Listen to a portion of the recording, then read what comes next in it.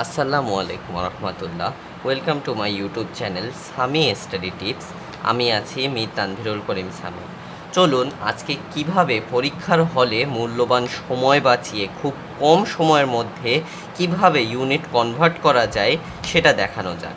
তো প্রায় গেলেই দেখা যায় যে আমাদের বিভিন্ন ম্যাথ ইকুয়েশন বা ম্যাথ কোয়েশ্চেন সলভ করার সময় আমাদের কিন্তু এক এককে থাকে অন্য এককে রূপান্তর করতে হয়। তো এটা অনেকেই সূত্র মনে না থাকার কারণে পারে না বা সেইভাবে শেখা হয়নি বা অনেক কঠিন লাগে।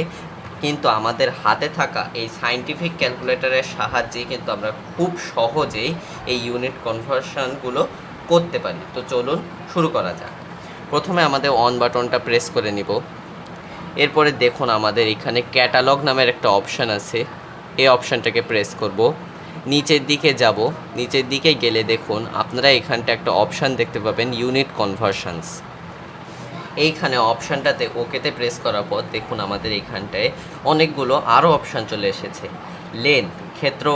লেন্থ হলো দৈর্ঘ্যের একক সমূহ, এরিয়া ক্ষেত্রফলের, তারপরে ভলিউম, ম্যাস, ভেলোসিটি অর্থাৎ বেগের একক সমূহের কনভার্সন, প্রেশার চাপের একক, তারপরে হলো পাওয়ার শক্তি, এনার্জিও আছে, টেম্পারেচার অর্থাৎ তাপমাত্রা পর্যন্তও কী করতে পারি বলুন তো আমরা কনভার্ট করতে পারি।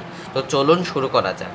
এটা আপনাদেরকে দেখিয়ে দিলাম, কিন্তু সবগুলো করার আগে কিন্তু আমাদের যেটা থেকে যেটাকে আমি নিব অর্থাৎ একটা সংখ্যা আছে সেই সংখ্যাটাকে অন্য কনভার্টারে নিয়ে নিব। এই কারণে সেই প্রথম সংখ্যাটাকে কিন্তু আগে ইনপুট দিতে হবে ক্যালকুলেটারে।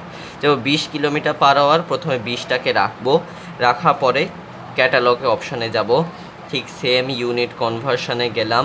এরপর দেখুন কিলোমিটার/আওয়ার এটা হলো আমার বেগ অর্থাৎ ভেলোসিটি, এখানটায় ক্লিক করব। দেখো প্রথম অপশান কিলোমিটার/আওয়ারকে মিটার/সেকেন্ড, এখানটা ওকেতে প্রেস করব। এবার দেখুন 20 কিলোমিটার/আওয়ারটাকে বা মিটার/সেকেন্ড হয়ে যাবে। এক্সিকিউট বাটনে প্রেস করব। এখানে এক্সিকিউট বাটনে প্রেস করার সাথে সাথে দেখুন আমাদের অ্যান্সারটা চলে এসেছে 5.55556। এটারে ফিক্স করলে আমরা লিখতে পারি 5.56 মিটার/সেকেন্ড, অর্থাৎ প্রথম উত্তরটা হয়ে গেল। এরপর আমরা পরেরটা সলভ করি। দেখুন 40 মিটার/সেকেন্ড অর্থাৎ উল্টোটা 40 মিটার/সেকেন্ডকে এবার আমরা কিলোমিটার/আওয়ার। আচ্ছা, তাহলে 40টাকে রাখবো, ক্যাটালগ অপশানে চলে যাব, ঠিক পূর্বের নিয়ম আবারও ভেলোসিটি অপশানটাকে চুজ করব। দেখুন এখানটায় কিলোমিটার/আওয়ারের পাশে কিন্তু আবার মিটার/সেকেন্ড এটারে কনভার্ট করা যায় কিলোমিটার/আওয়ার, এটাকে চুজ করব। এবার আবারও এক্সিকিউট বাটনে প্রেস করব। প্রেস করার সাথে সাথে দেখুন 144 চলে এসেছে, অর্থাৎ 40 মিটার/সেকেন্ডকে কিলোমিটার/আওয়ারে কনভার্ট করলে আসে কত? 144 কিলোমিটার/আওয়ার।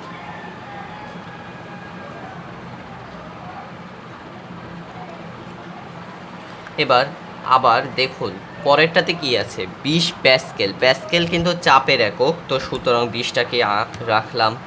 রাখা পরে আবার ইউনিট কনভার্সনে চলে যাব, নিচের থেকে প্রেশার অপশানটাকে চুজ করব। যেহেতু প্যাসকেল টু এটিএম এটা কিন্তু চাপের একক, আমরা এসএসসি পদার্থবিজ্ঞানে এই এককটা সম্পর্কে জেনেছি। তো দেখুন এইখানটায় পাশে একটা অপশান আছে প্যাসকেল টু এটিএম, এটাতে প্রেস করব। তাহলে 20 প্যাসকেল সমান কত এটিএম? 1.97 × 10⁻⁴, অর্থাৎ 1.97 × 10⁻⁴ এটিএম। দেখলে কত সহজে কত ফাস্টলি আমরা উত্তরগুলো বের করতে পারছি। এগুলো আমাদের এমসিকিউর ক্ষেত্রেও যখন খুব ছোট ছোট এমসিকিউ দেওয়া থাকে ইউনিট কনভার্ট, সেগুলোর সময় আমরা খুব ইজিলি করতে পারি। তারপরে দেখুন 1 এইচপি সমান কত কিলোওয়াট, এটা হলো এক অশ্বশক্তি সমান কত কিলোওয়াট, এটারও করে ফেলছি। নিচে আবার যাব, পূর্বের নিয়ম ইউনিট কনভার্সন অপশানে যাব। করার সময় আমাদের দেখুন কি লাগবে, এবার লাগবে হলো আমার পাওয়ার। যেহেতু এইচপি পাওয়ারের উপরে পড়ে, এইচপি আর কিলোওয়াট, তো পাওয়ার অপশানে দেখুন ওয়ানে এই যে এইখানটা এইচপি টু কিলোওয়াট অপশানটা আছে, এইটারে ওকে প্রেস করব। 1 এইচপি সময় কত কিলোওয়াট, এক্সিকিউট বাটনে প্রেস করলে উত্তর চলে আসবে 0.745 0.745 কিলোওয়াট। ওকে, এরপর আমরা পরের কোশ্চেনটার অ্যান্সার দেখি। 25 কিলোওয়াটটাকে এবার এইচপিতে, তো এইটাকে ঠিক সেম প্রসেস, ক্যাটালগ, এবার হলো ইউনিট কনভার্সনে চলে যাব।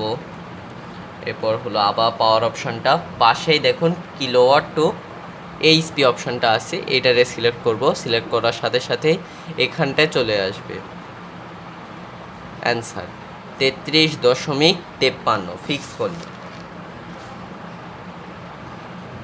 33.53 এইচপি। ওকে, এবার দেখুন ডিগ্রি সেলসিয়াসকে ফারেনহাইট ডিগ্রিতে রূপান্তর করব কিভাবে, এটা একটু মনোযোগ দিয়ে দেখুন। এটা কিন্তু সচরাচর আমাদের এমসিকিউর ক্ষেত্রে, সহজ এমসিকিউর ক্ষেত্রেও কিন্তু বিভিন্ন বোর্ডে কোশ্চেনে এসে থাকে। 25 ডিগ্রি সেলসিয়াস, ক্যাটালগে চলে যাব, ইউনিট কনভার্সন, একদম লাস্টের অপশানটাই কিন্তু টেম্পারেচার অপশানটাকে সিলেক্ট করব। দেখুন এখানটায় ফারেনহাইট টু সেন্টিগ্রেড নাকি সেন্টিগ্রেড টু ফারেনহাইট, আমাদের এখন চাই হলো সেন্টিগ্রেড টু ফারেনহাইট। ওকেতে প্রেস করব।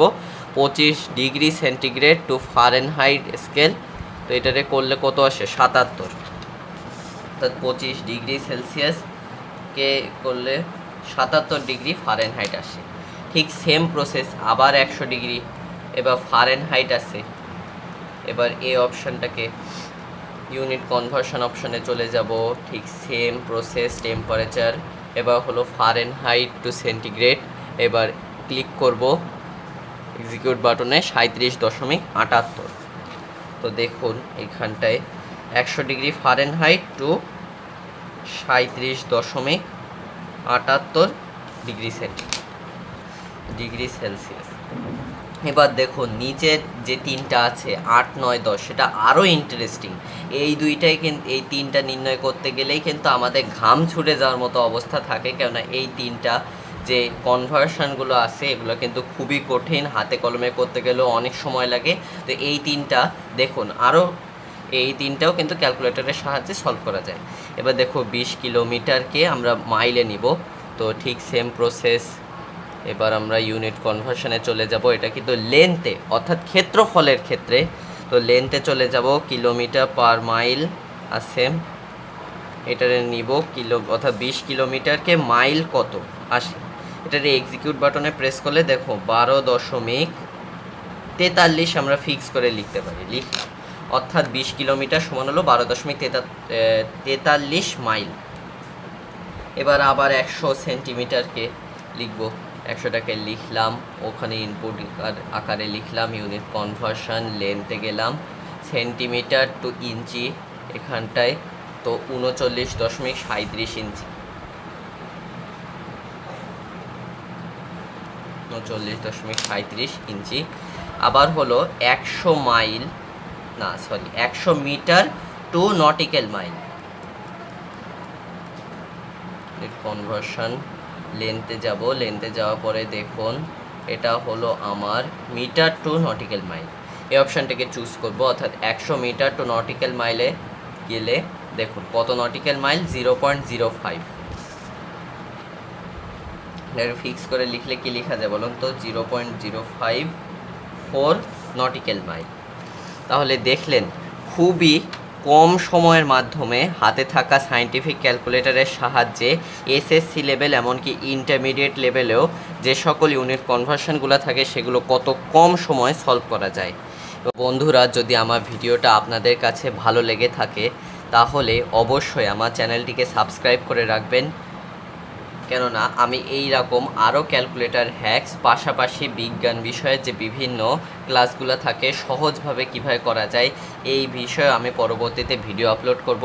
তাই অবশ্যই চ্যানেলটিকে সাবস্ক্রাইব করে রাখবেন।